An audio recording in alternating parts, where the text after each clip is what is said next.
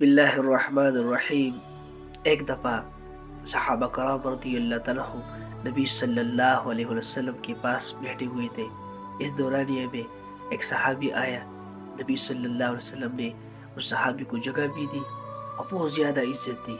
بیٹھے ہوئے صحابہ بہت حیران ہوئے کہ صحابی میں سے کیا بات ہے کہ نبی صلی اللہ علیہ وسلم نے اسے جگہ بھی دی اور اس سے بہت زیادہ محبت کی۔ تو نبی صلی اللہ علیہ وسلم نے تھوڑی دیر بعد صحابہ کرام رضی اللہ تعالیٰ کو فرمایا کہ یہ صحابی مجھ کو اس وجہ سے بہت زیادہ محبوب ہے، یہ مجھ پر ایک درود شریف پڑھتا ہے۔ وہ درود شریف یہ تھی: اللہم صلی علی سیدنا محمد وعلی آل سیدنا محمد کما تحب و ترضى له۔ آپ بھی سن لیے: اللہم صلی علی سیدنا محمد وعلی آل سیدنا محمد کما تحب و ترضى له۔